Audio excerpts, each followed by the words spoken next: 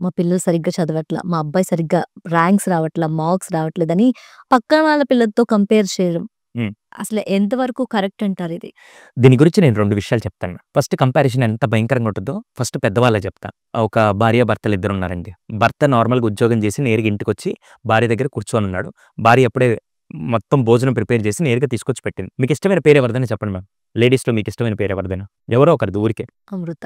అమృత. అమృత food చేసి వాళ్ళ భర్తకి పెట్టింది. వాళ్ళ భర్త నేరుగా సాయంత్రం ఆఫీస్ నుంచి ఇంటికొచ్చి ఒక ముద్దలా కలుపుకొని ఇలా తినంగానే నేరుగా ఆవిడ ఆ రోజు ఎందుకో వేరే ధ్యాసలో ఉప్పెక్కువేసిందో, ఉప్పు సక్రమంగా లేదో, కూర సక్రమంగా రాలేదనుకుందాం. వెంటనే ఆయన తింటూ వచ్చి, "నా టైం బాలేక నిన్ను పెళ్లి చేసుకున్నా. నీ బతుకు వంట చేయడం రాదు." ఆ పక్కింటి సుజాతని చూడు ఎంత బాగా చేస్తుందంటే, అప్పుడు అమృతకి ఫీలింగ్ ఎలా ఉంటుంది? పక్కింటోళ్ళని చేసుకోవేమో అన్నట్టుండు. ఒరేయ్! కరెక్ట్. రేపు నువ్వురా సైనిడేస్ కలిపి పెడితే సగం దరిద్రం వదిలిపోద్దని లోపల ఆ ఫీలింగ్ ఉంటదా? ఉండదా? ఇది కేస్ 1. Case 2 okay. నేరుగా ఒక ముద్ద కలుపుకొని తిన్న తర్వాత, అమృత ఇప్పటిదాకా 10 సంవత్సరాలు పెళ్లయింది. ఇప్పటిదాకా వంటలో ఎటువంటి డ్రాబ్యాక్ లేదు. చాలా బా చేస్తున్నావు. కానీ ఈరోజు ఎందుకో నీ ధ్యాస బాలేక వంట కొద్దిగా బారాలేదు. రేపు మళ్ళీ ఇదే వంటకం నువ్వు చేసుకోరా? నేను తింటా నీ వంటకం కోసం, నీ చేతి వంట కోసం ఎదురు చూస్తున్నా అంటే రేపేం చేస్తది ఆవిడ? చాలా కాన్సంట్రేషన్‌తో ఫుడ్ ఈ బాగా రెండిట్లో తేడా ఏంటి మ్యామ్? నేను కంపారిజన్ చేశాను. రెండిట్లో కంపారిజన్ చేశాను. ఒక దాంట్లో ఏం చేశాను, పక్కింటి సుజాతని చూడు, పక్కింటి సుప్రజని చూడు, పక్కింటి లావణ్యని చూడు అన్నప్పుడు మాత్రం హ్మ్. నువ్వు రేపు పడుకో అయిపోయిందా? సెకండ్ దాంట్లో ఏం చేశాను, 10 సంవత్సరాల నుంచి వంట చేస్తుంటే ఎంత బాగా అద్భుతంగా వంట చేస్తున్నావో తెలుసా? ఈరోజు ఒక్కరోజు నీ ధ్యాస కరెక్ట్‌గా లేదు. ఇది గనక సరి చేసుకుంటే నువ్వు రేపు ఇంకా బా చేయగలుగుతావంటే, ఇప్పుడు ఆమె ఇంకా ప్రాణం పెట్టి చేస్తుంది కదా! అవును. పిల్లల్నెప్పుడు ఒంటి మీదకి మనకే 40, 50 ఏళ్ల వయసొచ్చి ఎవరన్నా ఇలా కంపేర్ చేస్తే మీకు కోపమొస్తుంది గదా!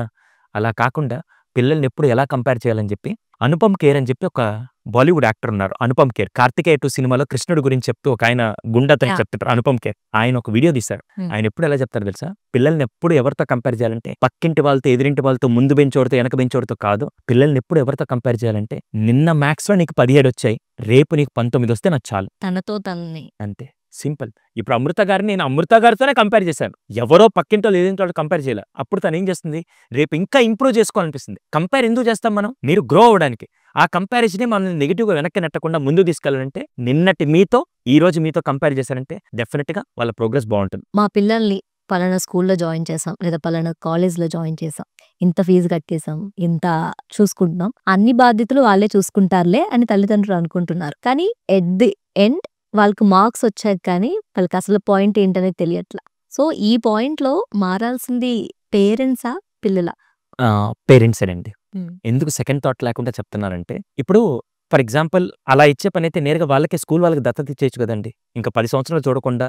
ఇంతకుముందు ఓల్డెన్ డేస్‌లో గురుకులాల్లో ఏం చేసేవాళ్ళంటే పిల్లాడిని తీసుకెళ్ళిస్తే అక్కడ ఆ గురువు ఎవరైతే ఉన్నారో బాధ్యతాయుతంగా ఆయన చాలా అద్భుతంగా వాళ్ళకి విలువిద్యలతో సహా అన్ని విద్యలు కలిపి నేర్పిస్తూ వాళ్ళకి కేవలం చదువు మాత్రమే కాకుండా ఆయుధాలు పట్టడం ఎలాగా, విలువిద్యలు నేర్చుకోవడం ఎలాగా, యుద్ధానికి ఎలా ఎళ్ళాలి అని ప్రతి ఒక్కటి నేర్పించి సంపూర్ణ వ్యక్తిగా బయటికి పంపించేవాళ్ళు. అది అప్పటి గురుకులాలు. ఈరోజు విద్యాలయాల్లో కూడా వీళ్ళేమనుకున్నారంటే ఫీజులు కడుతున్నాం కదా! అన్నీ వాళ్ళు నేర్పిస్తారని చెప్పి వీళ్ళు కేవలం ఇంటికి రాంగానే ఆ హోంవర్క్ చేపిచ్చామా, మార్కులేపిచ్చామా, లేకుంటే ఇది చూస్తారు తప్ప క్యారెక్టర్ ఎలా బిల్డ్ చేయాలి, పర్సనాలిటీ ఎలా బిహేవ్ చేయాలి, వాడికి సమాజం పట్ల బాధ్యత ఎలా పెంచాలని చెప్పి నేర్పకపోతే రేపటి రోజున వాడికి ఏది తక్కువొచ్చినా దానికి కారణం స్కూల్ కాదు, కట్టే డబ్బులు కాదు, పేరెంట్స్ అనే అంటారు. హ్మ్. దయచేసి మీరు ఫీజులు కడుతున్నప్పుడు స్కూల్ నేర్పించేవి కొన్ని సిలబస్‌లో ఉండేవి మాత్రమే నేర్పిస్తారు. కానీ ఆ సిలబస్ బయటుండే విషయాలన్నీ పిల్లలకి ఎవరు నేర్పియాలి? పేరెంట్స్.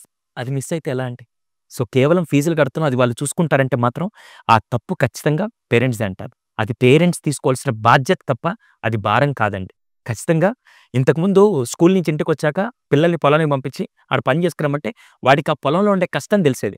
తండ్రి చెప్పులు కుట్టే వ్యక్తి అయితే కొడుకు కూడా కూర్చొని కుట్టిన రోజులున్నాయి కాబట్టి ఆ విలువ తెలిసేది. ఈరోజు పిల్లల్ని ఆ విలువలే తెలియకుండా ప్రతి వస్తువు అలా ఇచ్చేస్తూ, అలా ఎళ్ళిపోతూ వాడు స్కూల్‌కెళ్ళాడు చదువుకొనొచ్చాడు అసలని చెప్పి అన్ని స్కూలే చూస్తారని చెప్పి మీ పాటికి మీరు కేవలం ఎర్నింగ్‌లో పడిపోతే మాత్రం వాడికి రేపు నేర్పాల్సింది మాత్రం నేర్పట్లేదు. దయచేసి ఆ విషయాల్లో మాత్రం పేరెంట్సే జాగ్రత్త వహించాలి తప్ప స్కూల్‌ది బాధ్యత కానీ కాదు. స్కూల్‌ది నాకు తెలిసి 40% మాత్రమే. 60% పేరెంట్స్‌దే.